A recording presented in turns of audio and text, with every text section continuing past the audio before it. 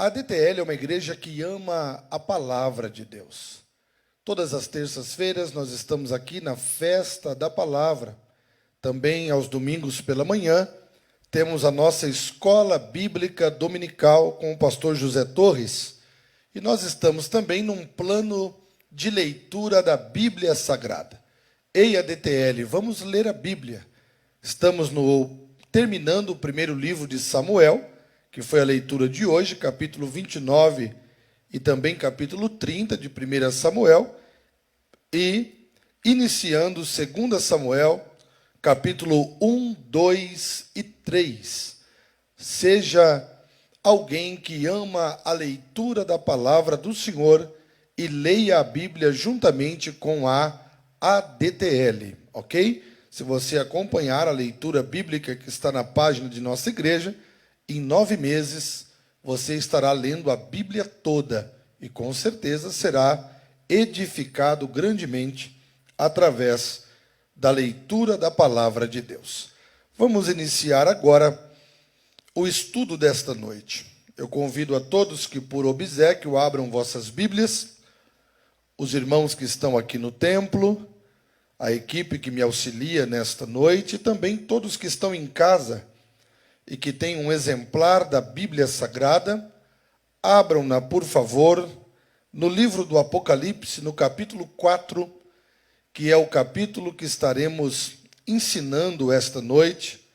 Vamos, com a ajuda de Deus, tentar esmiuçar este capítulo para que todos vocês sejam edificados através do ensino da palavra do Senhor.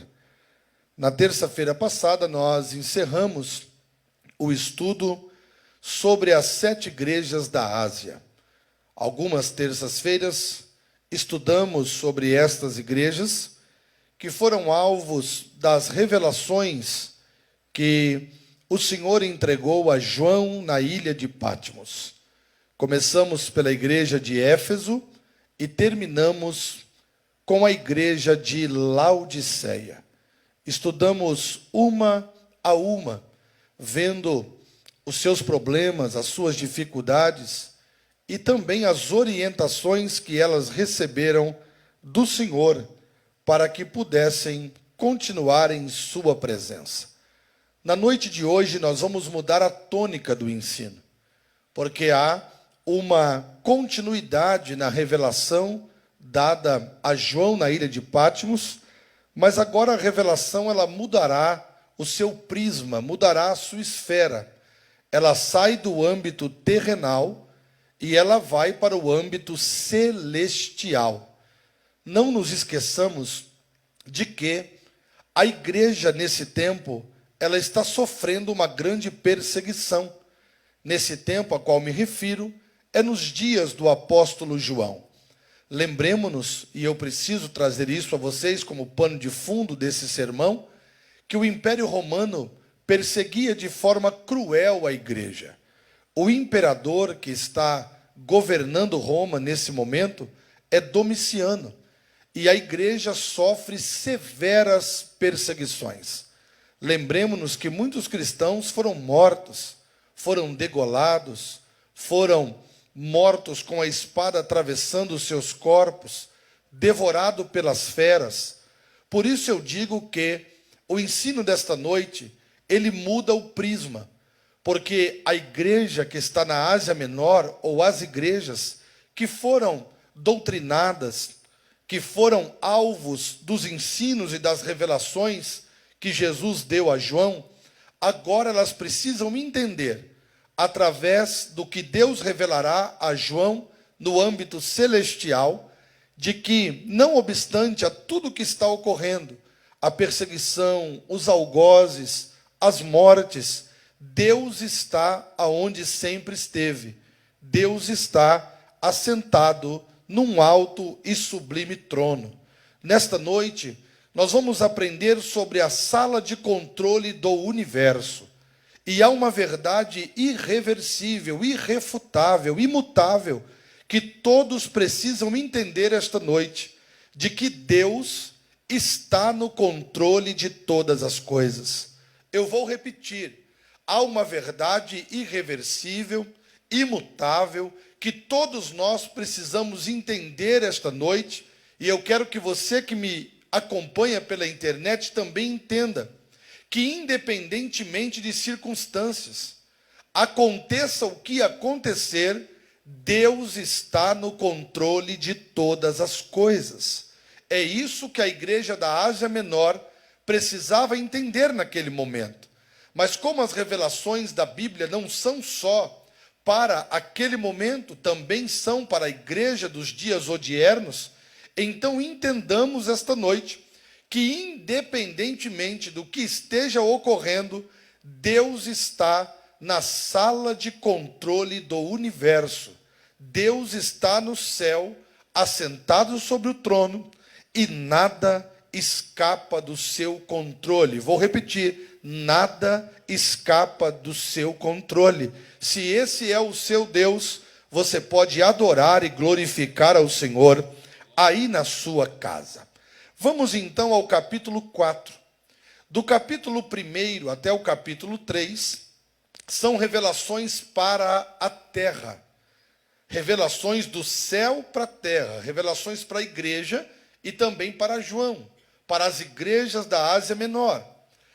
A partir de hoje, nós vamos entender verdades eternas, porque, como disse, vai mudar a esfera da revelação. João sai da terra e vai para o céu. Então eu convido a todos para adentrarmos nessa magna revelação. Vamos conhecer o céu por dentro esta noite, no capítulo 4 do livro do Apocalipse. Assim diz a epígrafe do texto, ou o título do texto: a visão do trono, da majestade divina, os 24 anciãos e os 4 animais.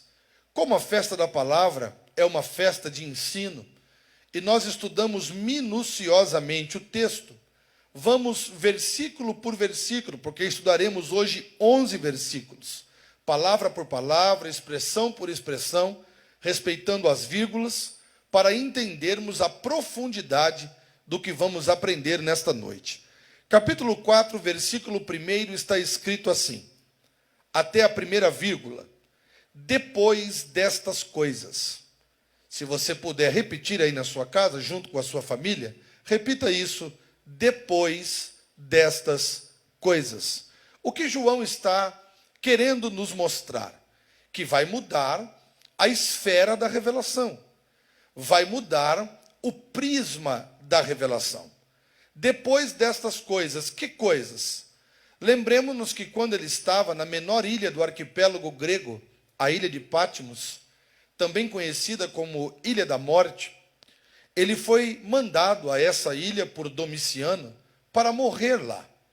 João havia escapado de um atentado, porque Domiciano provavelmente mandou jogá-lo dentro de um tacho de azeite fervendo, mas Deus livrou o apóstolo João da morte. Quando perceberam que João ainda estava vivo depois do atentado, mandaram ele então à ilha de Patmos, a ilha da morte, para lá morrer.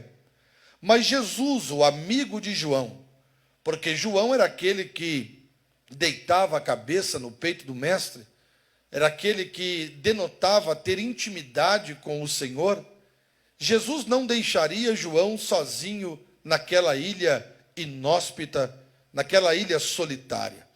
Então João, quando caminhava na ilha de Patmos, a menor ilha do arquipélago grego, ele escuta uma voz, e a voz o chama pelo nome, e ele diz que a voz é como o som de muitas águas.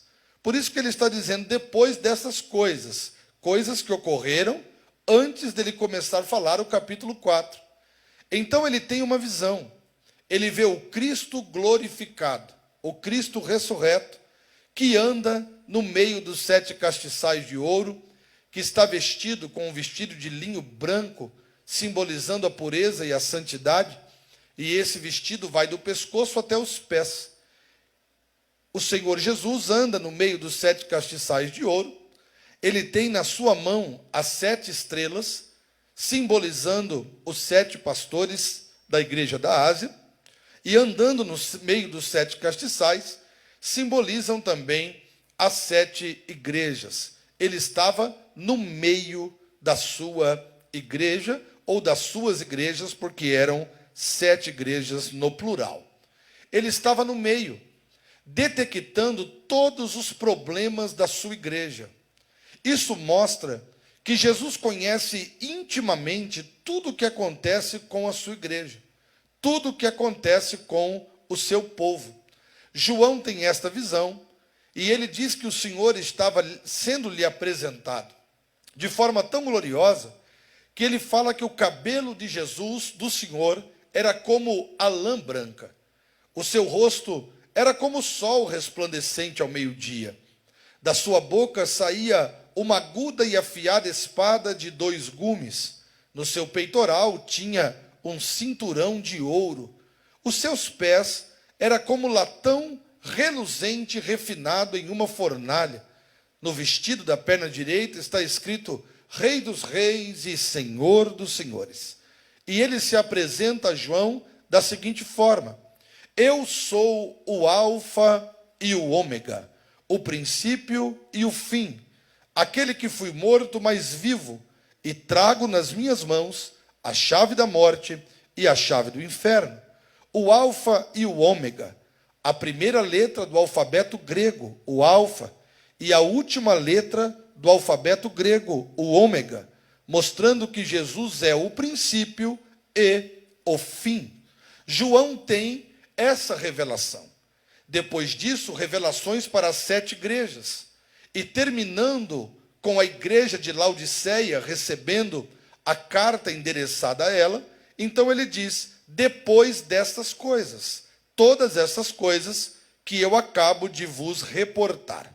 Aí ele diz assim: eis que estava uma porta aberta no céu.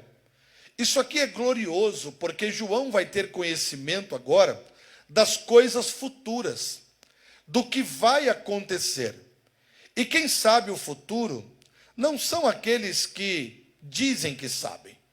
Quem sabe o futuro é Deus que está em cima nos céus. Quem pode prever um minuto além desse que nós estamos vivendo? Ninguém. Tanto que a Bíblia diz em Provérbios 27, verso 1, não presumas o dia de amanhã, porque tu não sabes o que produzirás o dia. Nós não sabemos nada além desse instante. Aqueles que possivelmente dizem que sabem, na verdade são charlatões, porque só pode conhecer o futuro aquele que já está no futuro. E aquele que já está no futuro é o Deus que para ele é a mesma coisa o ontem e o hoje, porque ele é o Senhor de tudo. Ele sabe o que ocorreu ontem, sabe o que está passando agora e sabe tudo o que acontecerá amanhã. Então perceba que, independentemente da perseguição que a igreja está enfrentando na Ásia Menor, há uma porta aberta no céu. E eu estava orando e estudando esta tarde. Estudei até 6h20. E uma coisa tomou a minha alma, uma alegria muito grande. Porque independentemente do que aconteça exteriormente, sempre haverá uma porta aberta no céu. Olha o que Deus está falando conosco esta noite. Não importa o que aconteça exteriormente. A igreja da Ásia está sendo perseguida. Cristãos estão morrendo, mas de repente João vê uma porta aberta no céu. Você que me acompanha, receba esta palavra esta noite. Não importa o que esteja acontecendo ao seu redor e nem ao derredor, olhe para cima, há uma porta aberta no céu. Ainda que todas as portas se fechem na terra, para a igreja sempre haverá uma porta aberta no céu. E a porta que Deus está abrindo para João é a porta do conhecimento das coisas futuras. É a porta que nós chamamos teologicamente de escatologia. João vai conhecer verdades eternas. João vai conhecer o céu por dentro. Eu lhe convido esta noite a entrar por esta porta com João, porque a porta está aberta. João percebeu então que havia uma porta aberta. Façamos a exegese do versículo. Depois destas coisas, tudo o que ocorreu do capítulo 1 até o capítulo 3, olhei, e eis que estava uma porta aberta no céu. A porta está aberta, independentemente do que está acontecendo. E a primeira voz, que como de trombeta ouvira falar comigo, disse: sobe aqui. Olha que coisa gloriosa. Ele diz que a voz que fala com ele é como som de trombeta. Lá no início do capítulo 1, ele identifica a voz e a caracteriza como a voz de muitas águas. Esta voz é a voz de Deus. A porta está aberta, ele não vê o personagem que fala com ele, mas ele escuta a voz de quem fala. E a voz de Deus, ela é inconfundível. Só sabe o que era ouvir a voz de Deus quem um dia já ouviu. A voz de Deus, quando ecoa, ela faz com que o homem sinta temor e tremor. Você que já ouviu a voz de Deus sabe o que eu estou lhe falando. João escuta uma voz e ele diz: a voz é como uma voz de trombeta. É uma voz que causa espanto, que chama a atenção. E a voz disse: João, sobe aqui. Perceba que mudou a esfera, mudou o cenário. Eu vou usar uma figura de linguagem. É como se Deus aparecesse na porta. João está na terra e Deus está, obviamente, no céu. Deus aparece a João e diz assim: ei, João, sobe aqui. Eu vou tirar você da terra. Você não virá em carne, porque a sua carne não pode suportar a grandeza das coisas que lhe serão reveladas. Porque no céu não entra carne nem sangue, porque carne e sangue está relacionado à nossa natureza pecaminosa, animalesca, natureza adâmica. Por isso que ele fala que ele foi em espírito, porque no céu não entra a carne e o sangue. E o personagem diz a João: sobe aqui, eu vou tirar você da terra e vou te mostrar o céu por dentro. Eu não sei se isso te alegra, mas esse sobe aqui faz menção ao arrebatamento da igreja. Seja fiel, porque chegará um tempo que a voz de trombeta vai soar e nós ouviremos: sobe aqui, porque eu vou tirar vocês da terra para conhecer o céu por dentro. Essa é a maior esperança de um cristão. Essa é a maior alegria da alma de quem serve a Deus. Esta é a confiança que nos norteia e que nos faz estar de pé na presença do Senhor. Amados, nós vamos trocar a cruz pela coroa. A igreja deixará de ser a igreja militante para se transformar na igreja triunfante. Nós ouviremos como João ouviu: sobe aqui. E lá não haverá mais choro, não haverá mais dor, não haverá mais sofrimento, porque para sempre nós estaremos com o Senhor. E o texto continua. Ele ouve a voz, a porta está aberta, e ele é convidado para subir ao céu. Sobe aqui. E subir para quê? Porque eu vou te mostrar as coisas que depois destas devem acontecer. Então João é arrebatado em espírito. E quando ele chega no céu, agora ele não está mais na Ásia Menor. Agora ele está nas mansões celestiais. Agora ele está no céu, lindo céu, morada de Deus. Ele vai dizer posteriormente que ele viu ruas como ruas de ouro. Claro que lá não é o ouro, mas é a expressão maior de coisas valiosas da terra, que a Bíblia vai usar como linguagem. mas ele está no céu. E agora eu começo a ensinar, depois de todo esse preâmbulo histórico e essa palavra introdutória. Versículo 2. E logo eu fui arrebatado. Para quem está anotando aqui ou em casa, porque eu já disse que conhecimento vale mais do que dinheiro, não é? A palavra arrebatado quer dizer tomado à força, tomado por súbito, em um momento inesperado. Isso quer dizer a palavra arrebatado. Então ele diz, e logo eu fui arrebatado em espírito. Por isso que eu disse que lá não entra carne e sangue, é o espírito. Eu fui arrebatado em espírito. E eis que um trono estava posto no céu, e um assentado sobre o trono. Vamos por parte. A igreja da Ásia Menor precisava entender que quem estava no trono não era Domiciano, o imperador de Roma. Quem estava no trono era Jeová, o Todo-Poderoso. O que está sendo mostrado para João é a sala de controle do universo. Se você puder dizer para quem está perto de você aí na sua casa, para a sua família, diga para eles, para os seus filhos, para a sua esposa, para o seu marido, hoje nós vamos conhecer a sala de controle do universo. Perceba que João disse que ele viu um trono. O que é trono? Se você estivesse aqui, eu ia falar para você perguntar para mim, pastor, o que é trono? Mas escreve aí. O que é trono, pastor? Trono é convenção de poderes.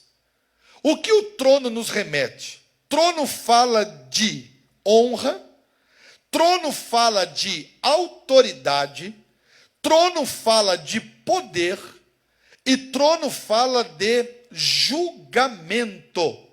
Quem senta no trono é porque tem honra para sentar, recebeu honra para isso.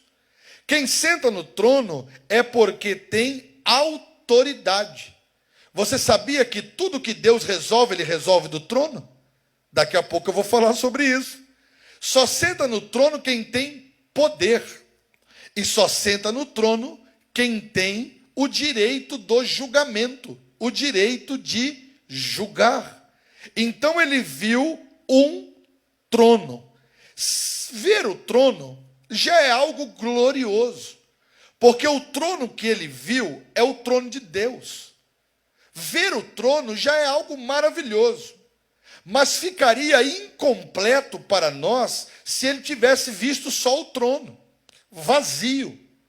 Porque o trono do céu nunca esteve vazio. Tanto que ele disse, eu vi o trono e vi um assentado sobre o trono. Sabe quem é esse que está sentado sobre o trono? Jeová, o Todo-Poderoso. Sabe quem é esse que está sentado sobre o trono? Aquele que tem todo o poder, toda a autoridade. E a Bíblia diz que Jeová é varão de guerra, o Senhor é o seu nome. Domiciano está perseguindo a igreja na Ásia Menor, mas Deus está no trono.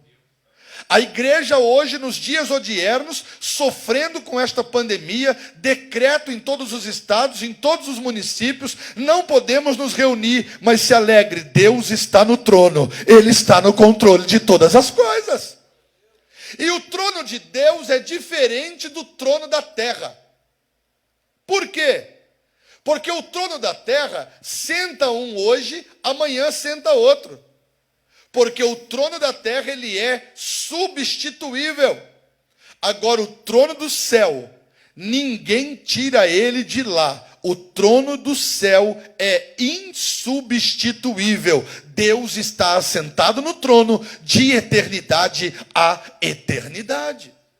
Então, João viu o trono e percebeu que o trono estava ocupado.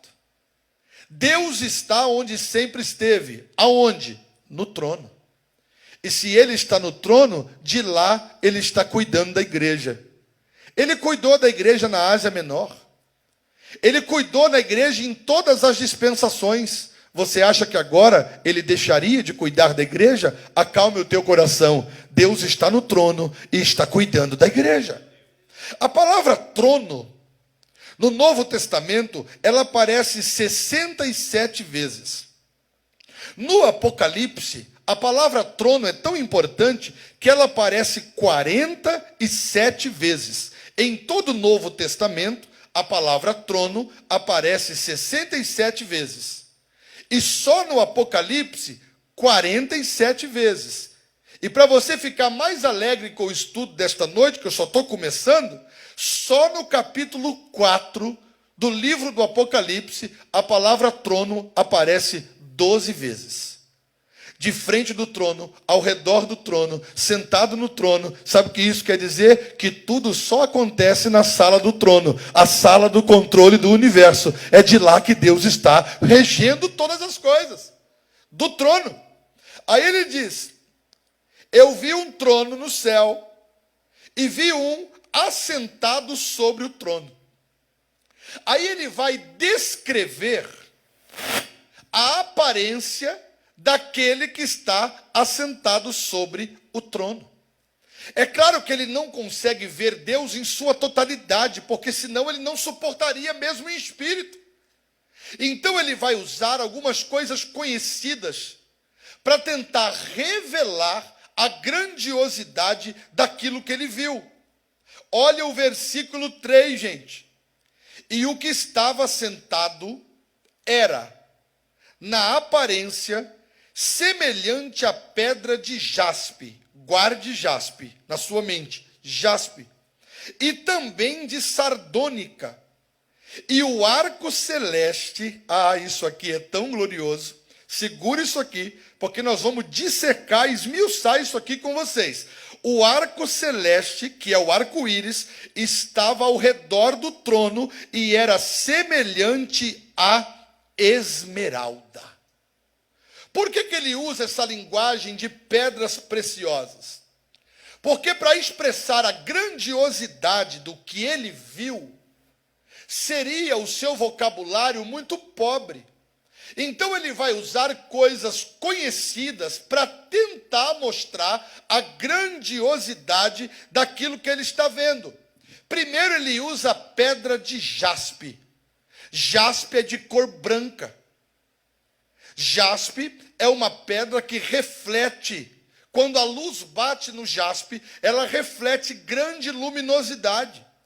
A cor branca na Bíblia fala de pureza e de santidade.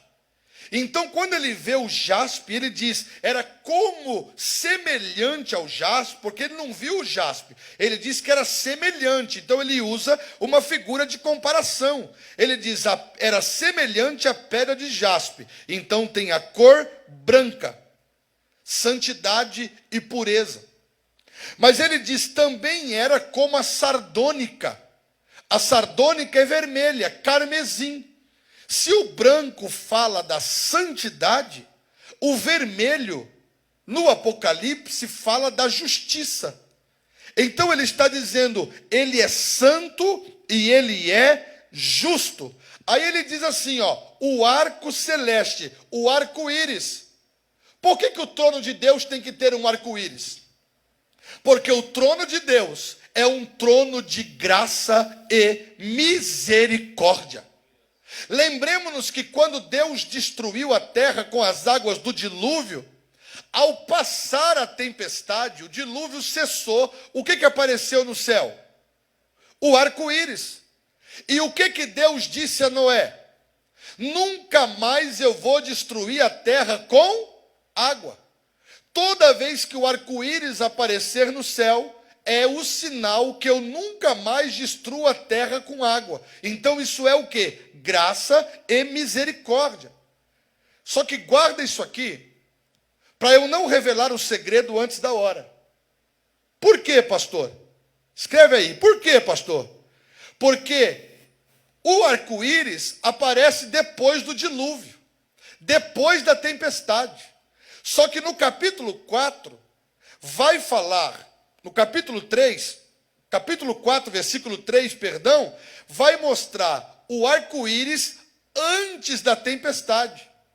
Porque no trono de Deus aqui também vai ter uma tempestade. E daqui a pouco eu falo sobre ela. Mas entenda que o normal é o arco-íris aparecer depois da tempestade. Só que aqui na sala do trono, o arco-íris, que simboliza a graça e a misericórdia de Deus, ele aparece antes da tempestade. O normal seria depois. Daqui a pouco vamos entender isso. Mas vamos um pouco mais. O que estava sentado era, na sua aparência, semelhante à pedra de jaspe, pureza, santidade. E de sardônica, justiça, cor vermelha. E o arco celeste, o arco-íris, estava ao redor do trono. Então todo o trono era tomado por um arco-íris, a graça e a misericórdia de Deus. E era semelhante à esmeralda. As mulheres que gostam de joia sabem o que é esmeralda. Esmeralda é uma pedra única. Você não vê ninguém fazendo uma esmeralda falsa. Porque se você olhar para a esmeralda e ela for pirata, logo você vai perceber que é pirata, porque esmeralda é única. Tanto que poucas pessoas têm esmeralda, porque elas são únicas. Então, se o jaspe fala da santidade e da pureza, a sardônica da justiça, o arco celeste da graça e da misericórdia, a esmeralda fala que Deus é único, que Ele é incomparável. Então João está dizendo, olha, Ele é santo, comparando com a pedra de jaspe. Ele é justo, comparando com a sardônica. Ele é cheio de graça, o trono de Deus, comparando com o arco-íris. Graça e misericórdia. E também semelhante à esmeralda, então ele é único. Já entendemos o versículo de número 3. Agora vamos ao 4. E agora você vai entender aqui por que o arco-íris vem antes da tempestade. Porque o versículo 4 vai falar da igreja arrebatada. E depois vai falar do juízo de Deus. Olha o versículo 4. E ao redor do trono, e só aqui nessa expressão, ao redor do trono, daria para eu pregar 1 hora. Por quê, pastor? Porque a igreja nunca estará no trono central. O trono central é de Deus. A igreja sempre estará ao redor do trono.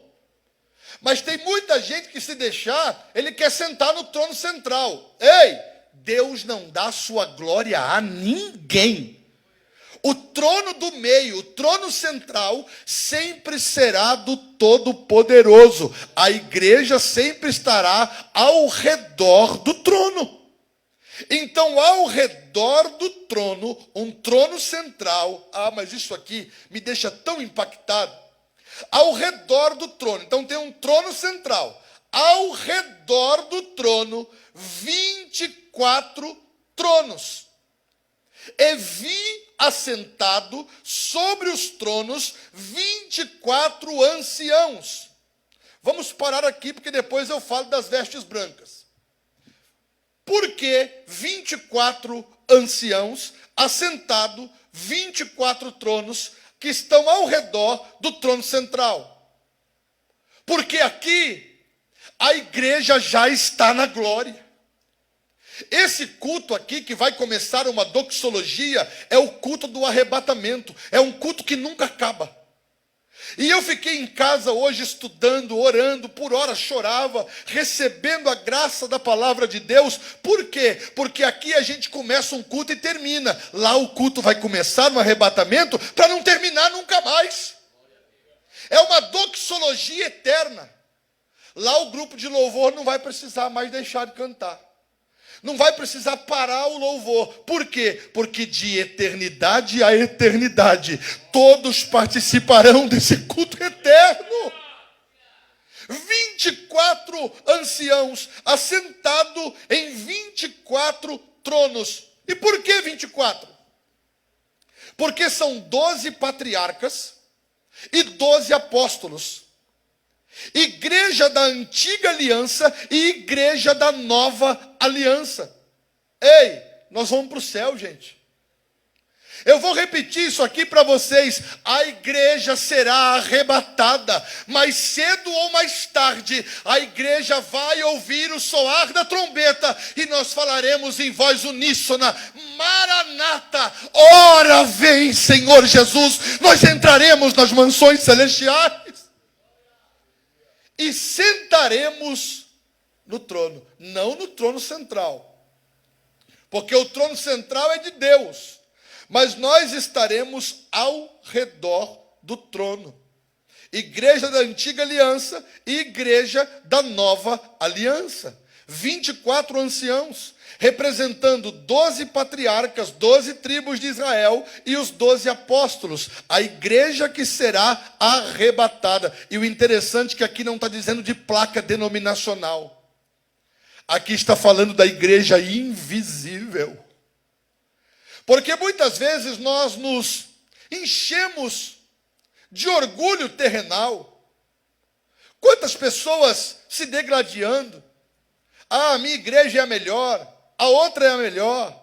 E nós vamos construindo muros que vão nos separando. Mas aqui não fala de denominação. Aqui fala da igreja de Jesus, dos lavados e remidos no sangue do Cordeiro. É claro que as denominações precisam existir como estrutura. Por quê? Porque o povo de Israel também tinha 12 tribos. Cada um debaixo da sua bandeira, do seu brasão. Mas todos eram povo de Israel. Igrejas podem ter várias, mas todos são povo de Deus. Nós seremos arrebatados, e os 12 patriarcas e 12 apóstolos, os 24 anciãos, representam a igreja universal de Cristo, a igreja espiritual. E o interessante é que vai ter todos os povos, de raças, tribos, línguas e nações. Vai ter o russo, vai ter o indiano, vai ter o africano, vai ter o brasileiro, vai ter o austríaco, o francês, o italiano, de todos os povos, raças, tribos e línguas. A igreja de Jesus será arrebatada, e aqui ela é representada por esses 24 anciãos. E o interessante é que eles estão vestidos de vestes brancas, santidade. Eu sei que alguém pode não gostar do tema, mas para ir para o céu tem que ser santo, viu, gente? No céu não entra ninguém com roupa suja. No céu não entra ninguém com roupa manchada. Para ir para o céu tem que estar de vestes brancas. É o que a Bíblia diz na carta aos Hebreus, capítulo 12, versículo 14. Segui a paz com todos e a santificação, sem a qual ninguém verá o Senhor. E o interessante é que, além de estar vestido de vestes brancas, todos eles tinham sobre a cabeça coroas de ouro. Coroas aqui fala de prêmio para o vencedor. Irmão, seja fiel. Você vai trocar a cruz pela coroa. A coroa estará sobre a sua cabeça por causa da dignidade que você recebeu através do sacrifício do Cordeiro. Agora vamos ao versículo 5. Antes de ir, você entendeu o porquê 24 anciãos, 12 patriarcas, 12 apóstolos, igreja da antiga aliança e igreja da nova aliança.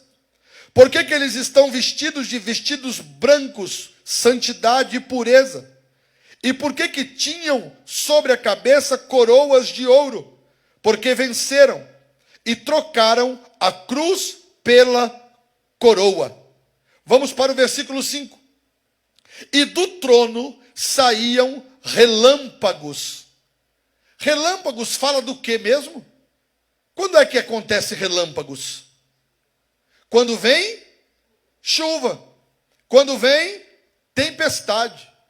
Lembra que eu falei do arco-íris?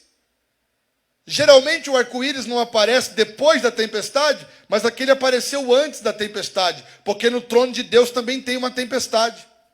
E por que tem tempestade? Porque fala do juízo de Deus. Vamos ler o versículo todo? E do trono saíam relâmpagos, e trovões, e vozes, e diante do trono ardiam 7 lâmpadas de fogo.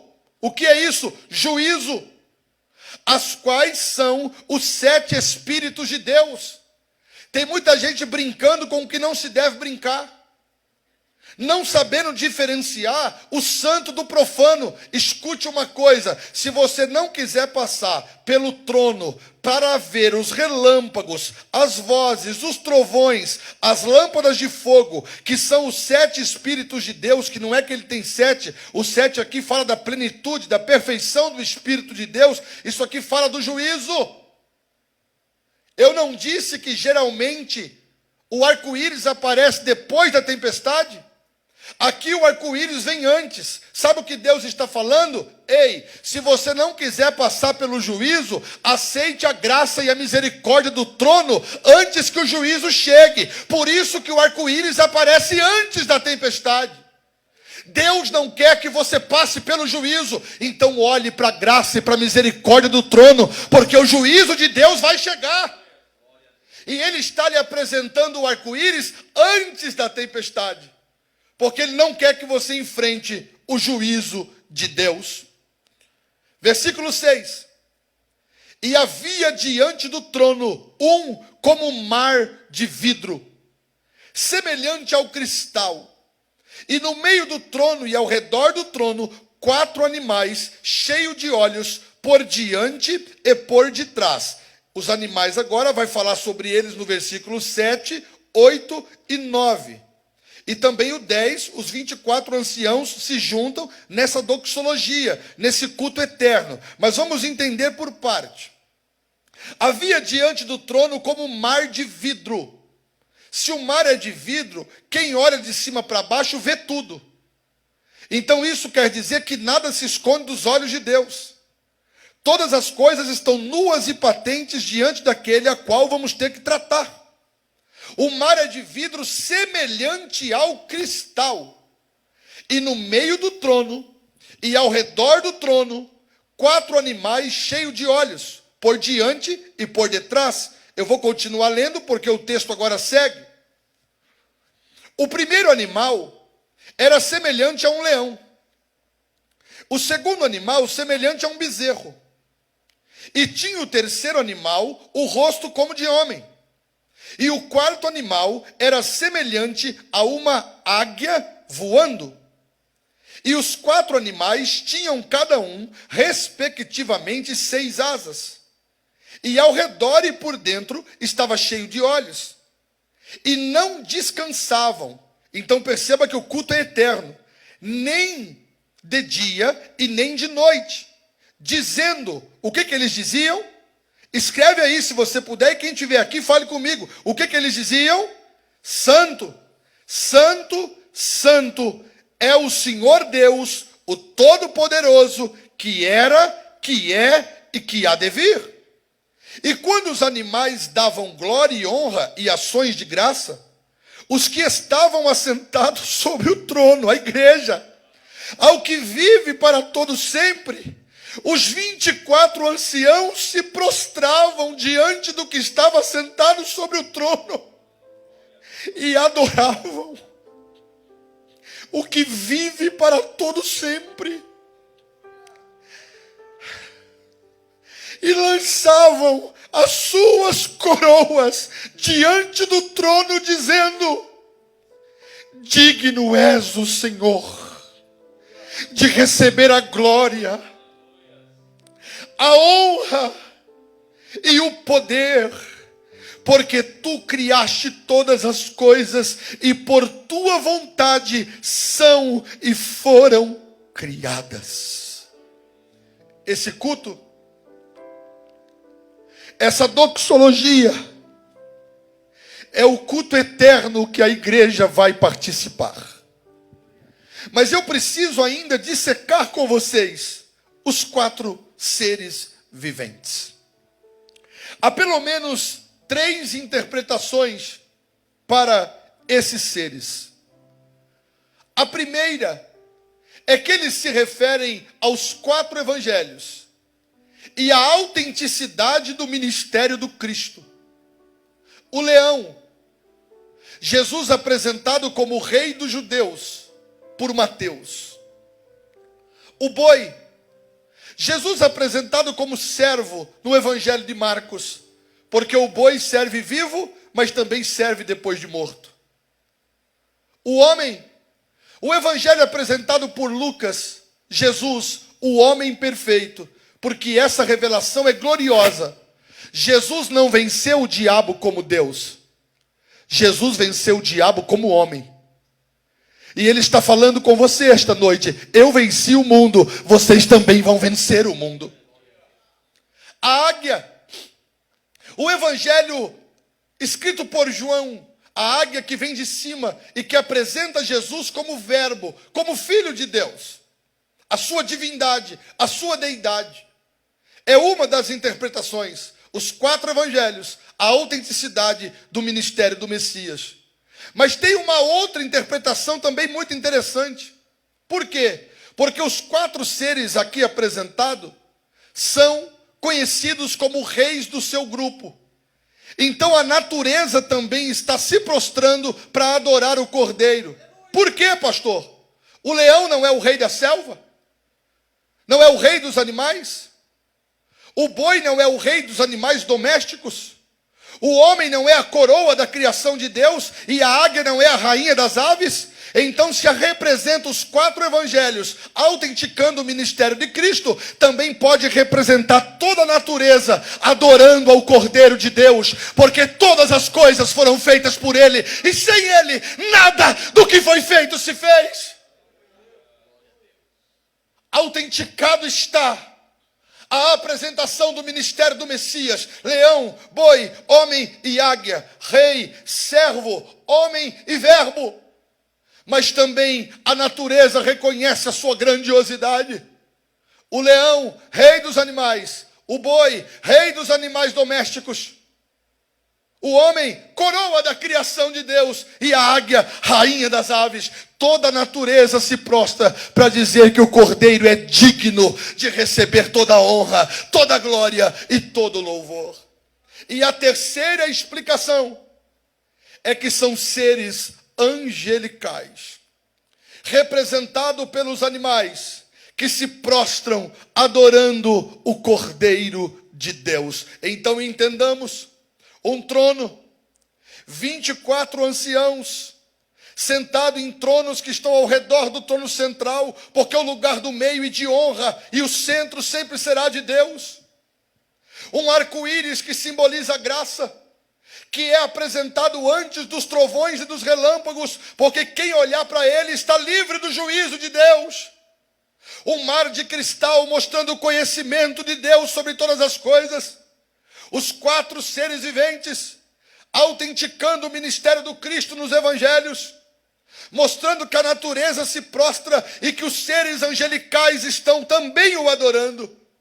E quando esses seres se apresentam do trono, eles cantam: Santo, Santo, Santo é o Senhor Deus Todo-Poderoso. O que era, o que é e o que há de vir.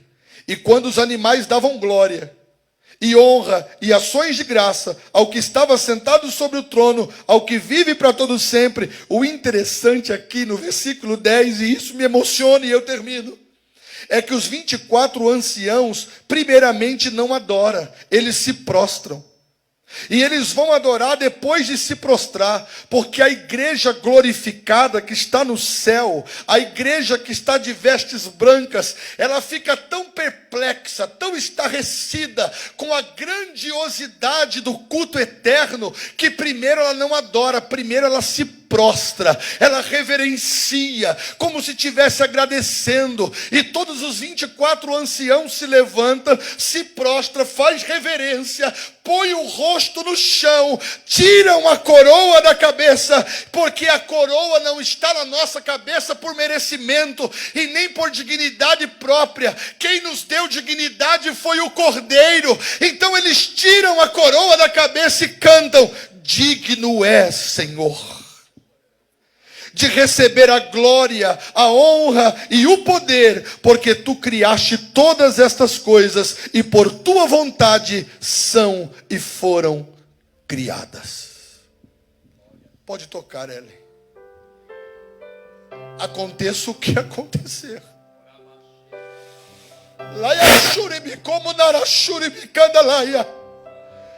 Nós iremos participar desse culto eterno. Eu estarei lá. Você estará lá. E nós vamos tirar a coroa da cabeça. E vamos cantar que o Cordeiro é digno de receber a honra, a glória e o louvor para todo sempre. A igreja está no céu. O culto eterno que nunca terminará. Eu termino o ensino desta noite. Essa simples meditação do capítulo 4. Dizendo a você, não desanime. Não perca a esperança. Jesus vai voltar. Nós vamos ouvir, sobe aqui. E adentraremos as mansões celestiais. Nós estamos fazendo isso todo o ensino, todo culto, quando a mensagem sobressalta. Coloca aí uma hashtag, eu participarei do culto eterno. Esse culto jamais acabará. Só que está faltando alguém nesse culto. E quem é que está faltando? O Cordeiro. Só que o Cordeiro chega no culto no capítulo 5 do Apocalipse. Então, se eu fosse você, eu não perderia a festa da palavra terça-feira que vem. Porque os livros estão fechados, selados, e não tem ninguém para abrir. Mas para o culto ficar completo, tem que ter a presença do Cordeiro. Mas terça-feira que vem eu falo sobre ele. Eu encerro esta noite dizendo a você, seja renovado nas tuas forças. Receba a esperança de Deus na sua alma, porque nós vamos participar do culto eterno. Esse culto jamais acabará. E nós vamos tirar a coroa da cabeça, glorificando aquele que é digno de toda honra e de toda glória. Que Deus te abençoe. Eu espero que você tenha aprendido um pouco esta noite com o capítulo 4 do Apocalipse. Eu espero que Deus tenha lhe visitado esta noite. Ele está no trono e a igreja será arrebatada. Não se esqueça, hashtag eu participarei do culto eterno. Nós estaremos lá e o nome do Senhor será glorificado. Não perca terça-feira que vem. Vamos falar sobre o capítulo 5. Quando João ficou frustrado, quando o Cordeiro chegou para completar o culto. E com certeza seremos edificados através do ensino da palavra de Deus. Que Deus lhe abençoe. Pastor César, ore por nós.